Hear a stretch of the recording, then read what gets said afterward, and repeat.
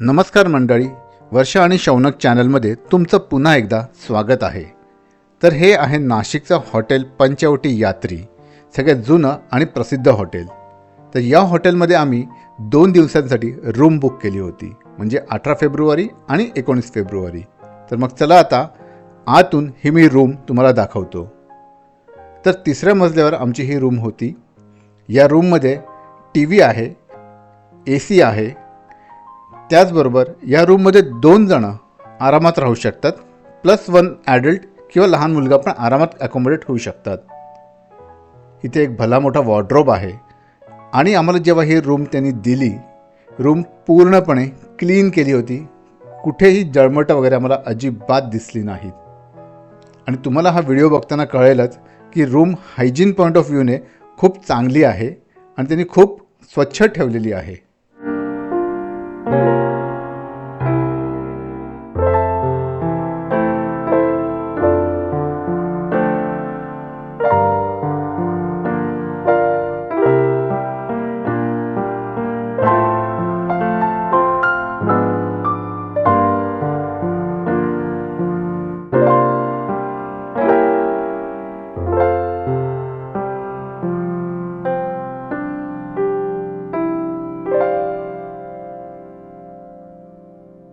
दुपारी तासभर आराम केल्यानंतर आता वेळ झाली होती ती भांडी बाजाराला भेट द्यायची.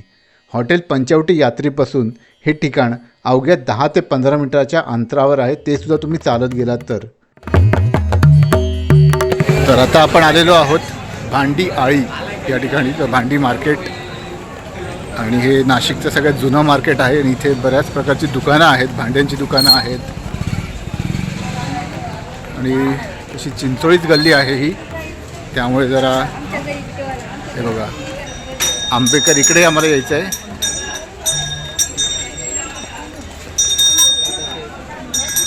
बालाजी मंदिर. तर आम्ही पहिलं चहा घेऊया आधी, मग पुढची शॉपिंग करू. या भागात आल्यानंतर मला एकदम जांभळी नाका परिसराचा फील आला. कारण ठाण्याला जेव्हा आम्ही शॉपिंग करायला जातो तेव्हा आम्ही जांभळी नाका परिसरात जातो आणि तिथेसुद्धा असे छोटे छोटे गल्ल्या आहेत आणि त्यात अनेक दुकानं आहेत तुम्हाला शॉपिंग करण्यासाठी.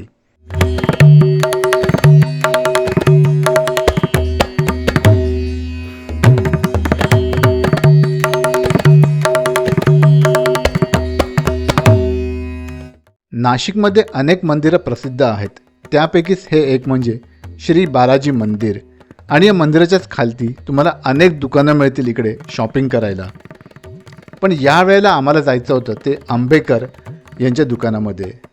तांबा पितळाची भांडी व मूर्तीचे व्यापारी, नाशिकमधील सर्वात जुने आणि प्रसिद्ध व्यापाऱ्यांपैकी हे एक.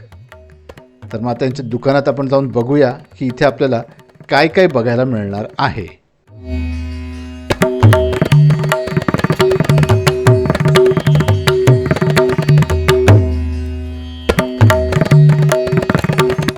फक्त तांबा पितळाच्या भांडी नाहीत, त्याच्या पलीकडे जाऊनसुद्धा इकडे तुम्हाला पंचधातूचे सुद्धा मूर्त्या मिळतात.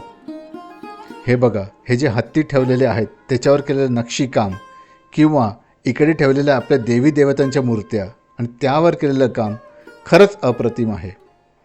खरं म्हणजे आम्हाला इथे असलेल्या स्टाफशी आणि यांच्या काउंटरवर बसलेल्या काकांशी बोलायची खूप इच्छा होती, पण त्यांच्याकडे गिऱ्हाईकच इतके होते की त्यांना श्वास घ्यायलासुद्धा वेळ नव्हता. पण थोडंफार अधूनमधून आम्ही विचारत राहिलो की हे सगळे मूर्त्या तुम्ही इथे बनवतात का, हे सगळं कोण आणतं. तर त्यांचं उत्तर होतं की इथे आम्ही काही बनवत नाहीत, आम्ही फक्त व्यापारी आहोत. या सगळ्या मूर्त्या अलीगड येथे बनतात, तिथून त्या यांच्या दुकानात पाठवल्या जातात आणि इथून मग ते लोकांसाठी विकण्यासाठी काढल्या जातात. तर मग आता बघून घ्या त्या अलीगडमध्ये काम केलेल्या कारागिरांची एक झलक.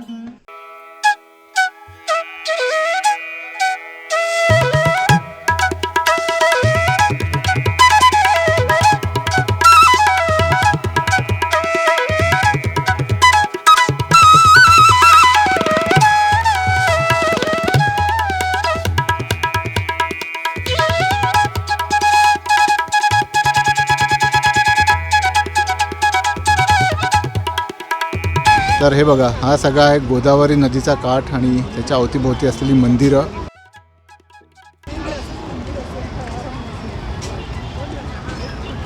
सर बघा ना, मंदिरं बघूनच कळतं की केवढी जुनी आहे, ती प्राचीन आहेत. म्हणजे इथे सगळं मार्केट लागलेलं असतं. या साईडला समोर दिसते आहे बालाजी मंदिर आणि तिकडे जी गल्ली आहे बघा, इथून जी समोर गल्ली जाते तो आहे भांडी बाजार. तर आता आम्हाला इकडनं सरळ जायचं आहे. सो आता आम्ही निघालेलो आहोत काळाराम मंदिर, श्री काळाराम मंदिराच्या दर्शनासाठी. आणि बऱ्यापैकी गर्दी आहे, लोक कशी तिथून बाईक्स घालत आहेत, त्यामुळे जरा बघून चालावं लागतं आहे. सिन्स आपला हा नेहमीचा पायाखालचा रस्ता नाही आहे, तर त्यामुळे थोडंसं सावकाश आणि काळजीपूर्वक. बघा, जवळपास 10 वर्षानंतर परत आम्ही घेणार आहोत श्री काळाराम मंदिराचं दर्शन. तर आपण बघू शकतात हे सगळी जुनी नाशिकमधली ही सगळी घरं अजूनही आहेत, काही पडकळ्या अवस्थेत आहेत. हे बघा, काही लोकांनी त्यांनी इकडे रिनोव्हेशन केलेलं आहे, बट बरीचशी घरं जी आहेत त्याची पडक्या अवस्थेतच आहेत. तर आता आपण इकडनं चालतच जाणार आहोत पुढे. अजून 2 मिनटावरच आहे आता मंदिर. आणि एवढ्याशा जागेतसुद्धा लोक साईडनी व्यवस्थित चालत आहेत. काही फॉरेनर्स दिसत आहेत इकडे.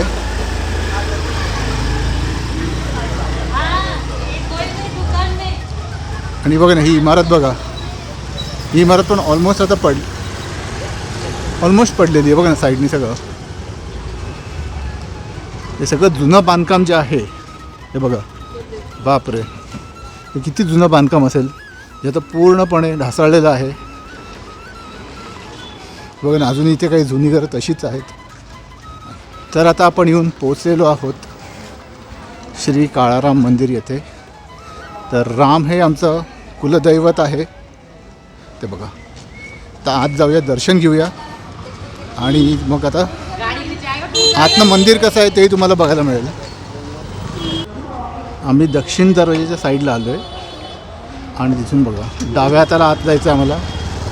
काळाराम मंदिर, सीता गुंफाकडे जाण्याचा मार्ग. सीता गुंफा पण खूप छान जागा आहे, पण यावेळेला आम्हाला जाता येणार नाही.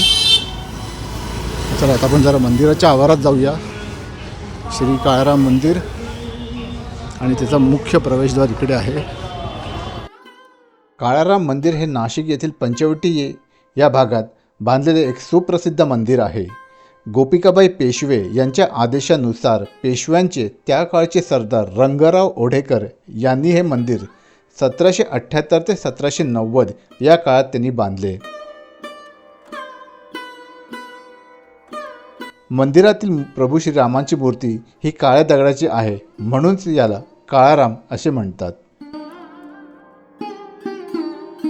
असं देखील म्हणतात की 14 वर्षांचा जो वनवास प्रभू श्रीरामांसाठी होता, त्यातील 2 वर्ष त्यांनी या गोदावरी नदीच्या काठी काढले आणि म्हणूनच इथे हे मंदिर उभारले गेलेले आहे. याच्याच बाजूला अवघ्या 5 मिनिटावर सीता गुंफा देखील आहे. तर या मंदिराचा इतिहास बराच आहे आणि त्याच्याबद्दल मी एक वेगळा व्लॉग नंतर कधीतरी बनवीनच. सध्या तरी आम्ही इकडेच थांबतो. आमचा व्लॉग आवडला असेल तर लाईक, शेअर, सबस्क्राईब करायला विसरू नका आणि नोटिफिकेशन बेल चालू ठेवा. परत येऊ लवकरच. Till then, bye bye.